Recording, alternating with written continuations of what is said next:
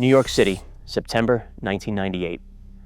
Fashion Week has swallowed the city whole, the parties run late, and inside a venue called the Kit Kat Club, a 52-year-old real estate developer is out for the evening with a Norwegian heiress named Celina Midelfart. Then he notices a woman across the room, and because romance never truly dies, he sends his date off to the restroom so he can stroll over and introduce himself to a 28-year-old model from Slovenia. The developer, naturally, is Donald Trump. The model is Melania Knauss, and the introduction comes courtesy of Paolo Zampolli, owner of the modeling agency that brought her to the United States from Europe in the first place. So the future First Lady of the United States enters this story as a guest at an industry party, chatting with a man who parked his actual date near the bathrooms to clear his evening. Nobody involved treats the moment as embarrassing. Melania herself has retold the restroom detail in interviews. Journalist Mary Jordan documented it in her reporting, and the couple appears to regard the whole scene as charming rather than incriminating, which tells you plenty about how these two think a good story works. Hold that image, because this video runs a long way past 1998. Before it ends, you will meet a $100,000 wedding dress, a green card reserved for certified geniuses, a leaked tape, a 5-month standoff over a prenup, 2 tell-all books, secretly recorded phone calls, and a Manhattan jury delivering 34 felony convictions. None of it is invented, and every last piece of it orbits one marriage. There are 2 competing theories about that marriage, and they will wrestle for the entire runtime. Theory 1 says the whole arrangement is a transaction. An aging developer acquired a beautiful wife, and a model from a small European town secured a fortune. Theory 2, argued most forcefully by the journalists who studied her closest, says Melania is a shrewd operator who chose this life with her eyes open and has out-negotiated her husband more than once. Pick whichever you like right now, then see whether it survives to the end. One housekeeping note before the story accelerates. Parts of this saga rest on verified legal records and documented public events, while other parts rest on investigative journalism and insider memoirs that the Trump camp flatly denies. So whenever the sourcing turns contested, this video will say so.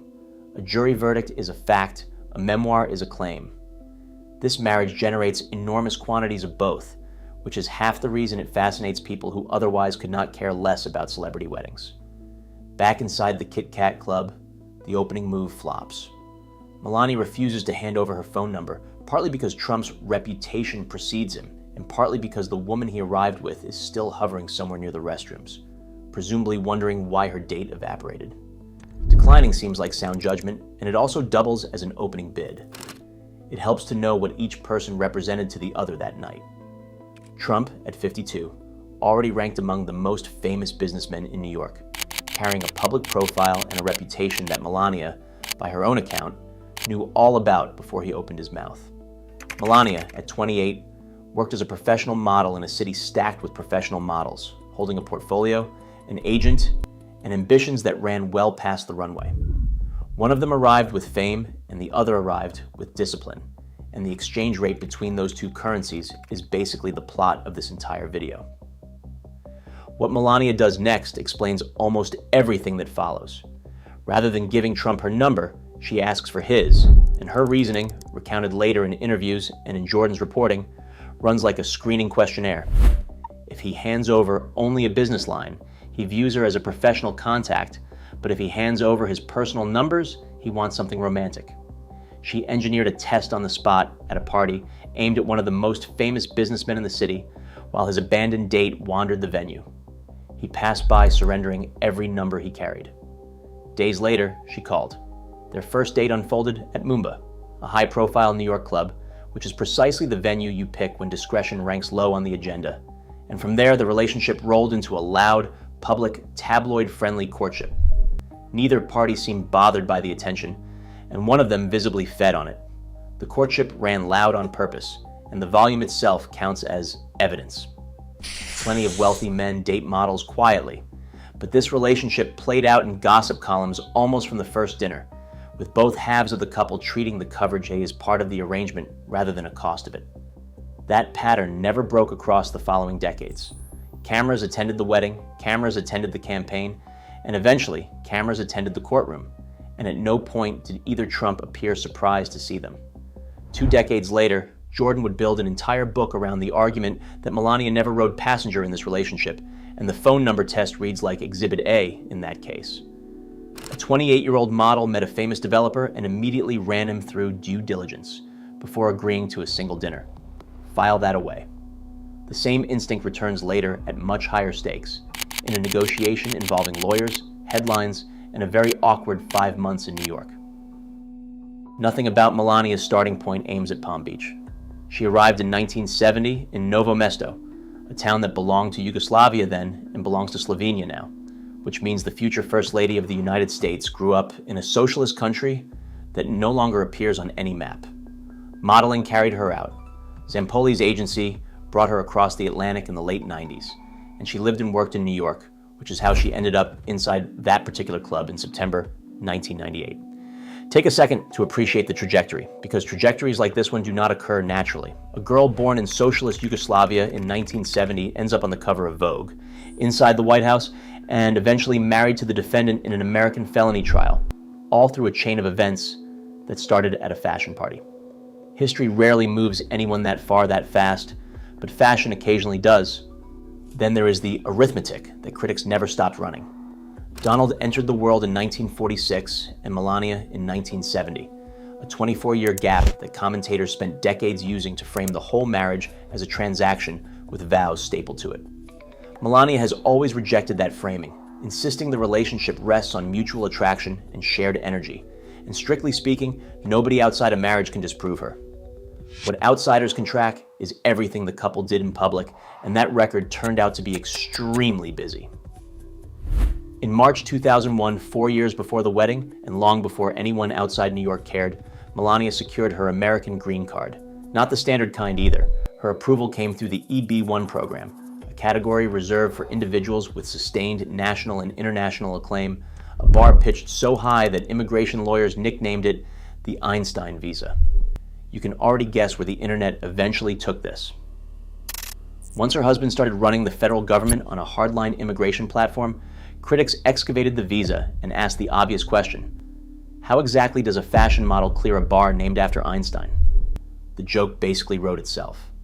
The defense holds up better than the mockery suggests, though, because immigration lawyers and official records describe a career that reached genuinely international scale by 2001, with runway work across Europe, billboard campaigns towering over Times Square, and an appearance in the Sports Illustrated swimsuit issue already stacked on her resume.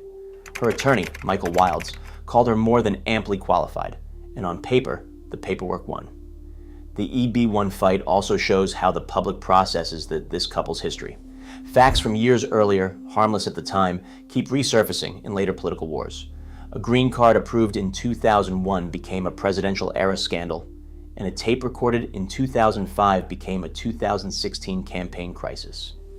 Nothing in this marriage ever stays buried, which, given what surfaces in the second half of this video, should worry everyone involved. Whether you find the visa defense persuasive probably depends on your politics, and that is fitting, because everything in this marriage eventually passed through a political filter. Keep the green card in mind, though. It returns near the end of this story, dragging a phrase called chain migration behind it, and when it does, the irony operates at full presidential scale. The engagement arrived in 2004, roughly 6 years after the restroom gambit, and the wedding followed on January 22, 2005, at Mar-a-Lago, Trump's estate in Palm Beach, Florida. Nobody involved aimed for understated. The couple staged a full society production engineered to be photographed, published, and envied, and every institution invited to participate cooperated enthusiastically. Start with the dress, because the dress ran its own media cycle. Melania appeared on the February 2005 cover of Vogue, wearing a custom Christian Dior gown designed by John Galliano and priced at $100,000, a figure the magazine printed the way other publications print shoe sizes. A wedding dress that costs 6 figures is not clothing in any normal sense. It is a press release stitched out of fabric, and it performed exactly as intended, because people still bring it up more than 2 decades later. Then came the guest list, which read like a casting sheet for the entire 2005 media economy. Anna Wintour attended alongside Barbara Walters, Simon Cowell, Billy Joel, and Heidi Klum, while Elton John and Tony Bennett supplied the music. Because when you marry at Mar-a-Lago, you apparently do not settle for a cover band. Fashion, television, music, publishing, every wing of American celebrity sent a representative. The ceremony operated less like a private wedding and more like an industry summit with cake. Consider what that room represented for the bride specifically. 7 years earlier, Melania stood in a club as the model whose phone number a famous man wanted, and now Vogue photographed her gown, Elton John sang at her reception, and the most powerful editors and broadcasters in America flew in to watch her marry. Whatever critics say about the marriage, the climb itself actually happened. Few industries move a person from guest list to guest of honor that fast. And then came the two guests whose attendance aged into the strangest photograph of the decade. Former President Bill Clinton came to the reception with his wife, then Senator Hillary Clinton, both of them celebrating the marriage of a man who, 11 years later, would face Hillary in one of the most vicious presidential elections in modern American history. Political historians keep circling back to that detail, and honestly, who could blame them? In 2005, this crowd moved as a single social class, where party affiliation mattered far less than proximity to money and cameras, and nobody found the seating chart strange. 11 years later, that entire arrangement collapsed on live television. The Clinton photos deserve one more beat before we move on. Bill and Hillary attending Scandalized Nobody in 2005. It registered as normal, the sort of thing wealthy New Yorkers did for each other across party lines without anyone blinking twice. Retrospect performed the conversion. Once Trump and Hillary became bitter rivals in 2016, every image from that reception mutated into ammunition in an argument about who these people really are, and the wedding album quietly turned into a political document. For Melania, the day formalized a climb that started in Novo Mesto and passed through modeling agencies, magazine covers, and an Einstein visa. For Donald, it supplied precisely the kind of spectacle he spent a lifetime manufacturing. Both of them walked away satisfied. Whether that counts as romance or as an extremely well-executed merger depends on who you ask, and by the end of this video, you will have heard from both camps. The next year brought a son. Barron Trump, the couple's only child together, arrived in 2006, and for a moment, the story resembles a standard page from a wealthy family album. New marriage, new baby, gold-plated everything. That version of events did not survive. According to allegations that surfaced years later, 2006 carried a second storyline. Adult film actress Stormy Daniels and former Playboy model Karen McDougal each allege sexual affairs with Donald Trump that year, shortly after Melania gave birth to Barron. Read that timing again if you need to. Trump, for his part, has denied both affairs vehemently and repeatedly, and across every investigation, lawsuit, and news cycle since, he has never softened that denial by a single word. For roughly a decade, none of this reached the public. No headlines, no lawsuits, just a wedding album, a new baby, and a very famous last name going about its business. The silence did heavy lifting, though, because according to what federal prosecutors later established, keeping certain stories quiet eventually involved money, moving that money involved paperwork, and that paperwork eventually landed in front of a Manhattan jury. Every link in that chain earns its own section later in this video. For now, lock in the timeline: a wedding in January 2005, a son in 2006, and two alleged affairs in that same year, both denied. The research on this period splits cleanly into two piles. One pile holds the documented facts: the wedding, the birth, the dates nobody disputes. The other holds contested claims: the affairs denied by Trump from the first headline to the present day, along with everything the later payments would imply about them.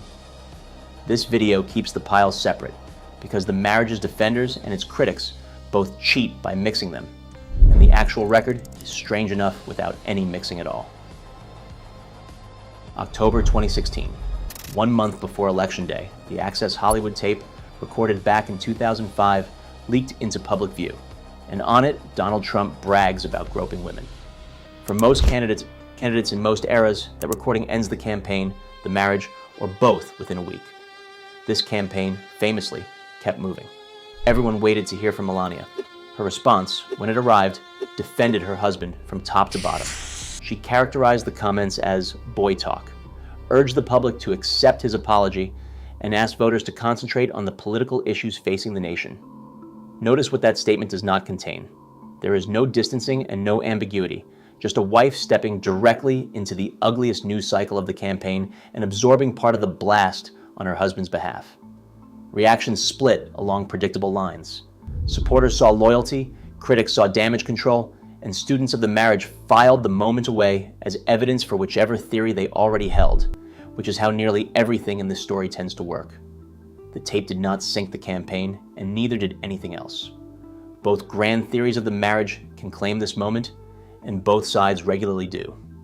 If the relationship is a genuine partnership between two people who understand each other, then a spouse defending a spouse in a crisis needs no further explanation. If the relationship is a transaction, then the campaign and the marriage now shared a single balance sheet, and protecting one meant protecting the other. The statement reads identically under either theory, which should feel familiar by now. One extra detail sits under the whole episode and refuses to leave. The tape dated to 2005, the same year as the Mar-a-Lago wedding, a coincidence nobody in the family showed any appetite for discussing. Melania's defense held anyway.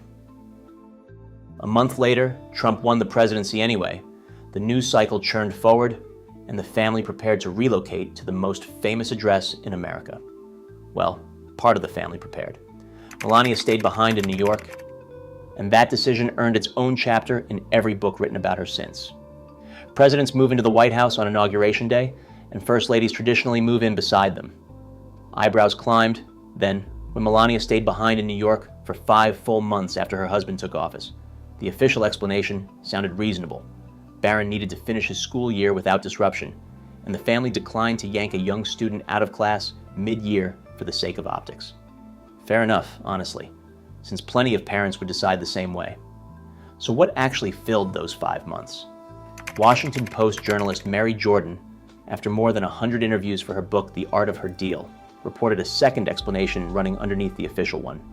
According to Jordan, Melania used the delay and the bargaining power created by the infidelity scandals, then spilling into public view, to renegotiate her prenuptial agreement with Donald. The reported objective, securing Barron a rightful share of inheritance equal to what Trump's older adult children stood to receive. In other words, while Washington obsessed over cabinet picks, the First Lady allegedly ran a private financial negotiation against the sitting President of the United States. By Jordan's account, she came out ahead. The denial arrived on schedule. Stephanie Grisham, then working as Melania's chief of staff, dismissed the prenup reporting entirely and called it fiction, which leaves the public exactly where it usually sits with this couple: a Pulitzer Prize-winning journalist with 100 sources on one side, an official denial on the other, and no paperwork visible to anyone.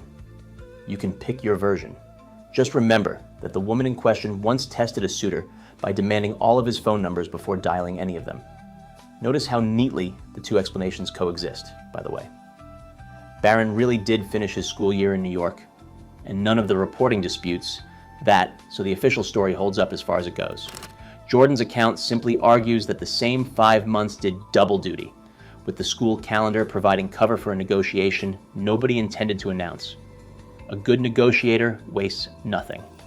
Whichever version you believe, the First Lady eventually moved to Washington on her own schedule, not the government's.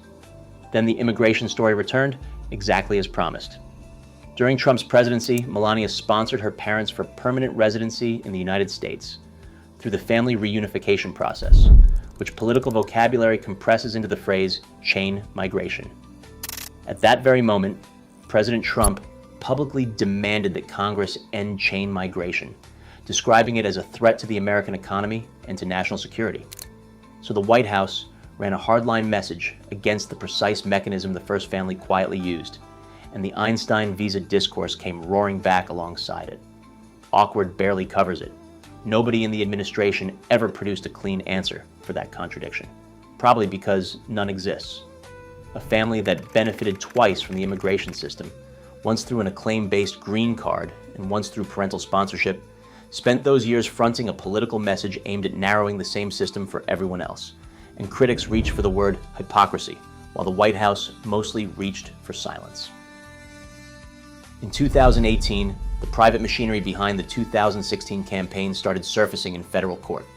Michael Cohen, Donald Trump's former lawyer, pleaded guilty to federal campaign finance violations for coordinating hush money payments to both Stormy Daniels and Karen McDougal before the 2016 election. Understand what shifted there.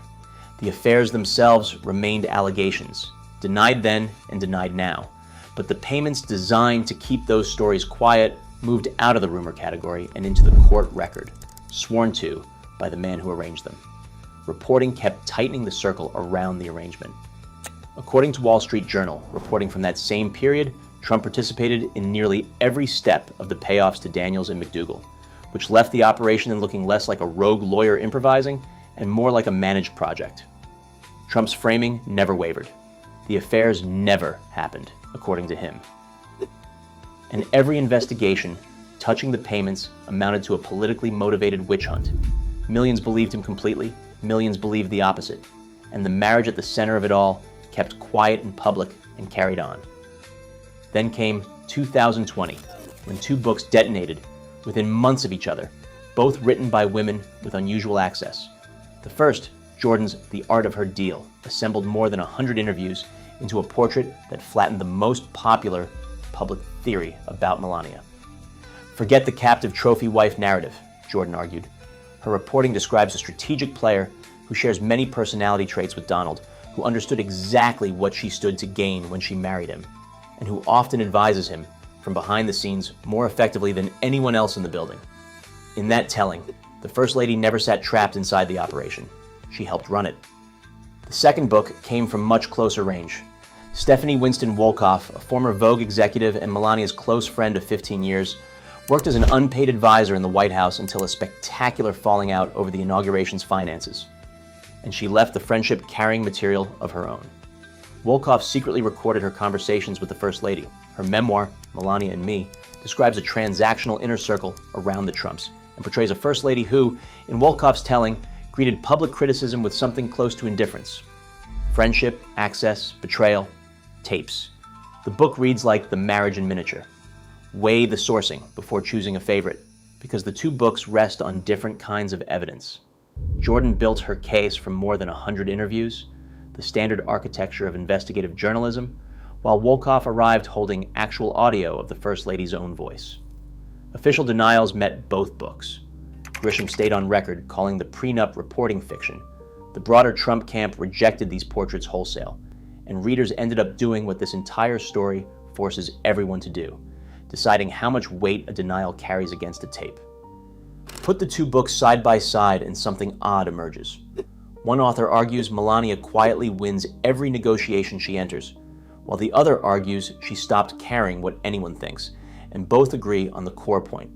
The passive, decorative First Lady of the public imagination never existed. Whatever this marriage actually is, the woman inside it reads the terms carefully, and she has done so since a party in 1998. Everything in this story eventually converged on a Manhattan courtroom. On May 30th, 2024, a New York jury convicted Donald Trump on 34 felony counts of falsifying business records, every count tied to the $130,000 hush money payment routed to Stormy Daniels before the 2016 election. A tabloid rumor from 2006 traveled 18 years through a campaign, a presidency, a guilty plea, and two books, before arriving at a verdict read aloud in open court. Keep the legal picture precise. Trump denies the affairs, the underlying encounters remain contested, and no jury has ever ruled on whether they happened at all. What the jury did rule on, the cover-up, meaning the payment and the falsified records around it, which now sit in the category of verified legal fact rather than allegation. You can believe his denials about 2006 if you want, but the 34 convictions about the money exist either way. The verdict also recolored everything that came before it. Melania's boy talk defense, the 5 months in New York, the renegotiated prenup that Jordan reported and Grisham denied, all of it now filters through with the knowledge that a jury found the hush money cover-up real. Hindsight is unfair that way. People inside the story acted on what they knew at the time, while audiences judged them with the whole timeline printed out in front of them. And through all of it, the marriage held. It survived the restroom introduction, the tabloids, the tape, the boy talk statement, the 5 months in New York, the books, the secret recordings, and finally, the felonies. which forces a question this video cannot dodge. Either the critics read it correctly all along, and this is a transaction sturdy enough to survive anything, or Melania read it correctly all along, and this is a bond between two people who understand each other perfectly. Run back through the evidence, though, and notice something inconvenient. Both explanations fit every single fact. Back in 1998, a model asked a famous man for all of his phone numbers, because before anything started, she wanted a full read on the man in front of her. It took 26 years, 2 books, 1 guilty plea, and a jury verdict for the rest of the country to finish running the same background check. Her answer arrived within days. Everyone else needed a felony trial. If stories about power, money, and marriage colliding are your kind of thing, this channel keeps a whole shelf of them. And the next video starts with an even stranger wedding. Go watch it before this couple generates another chapter.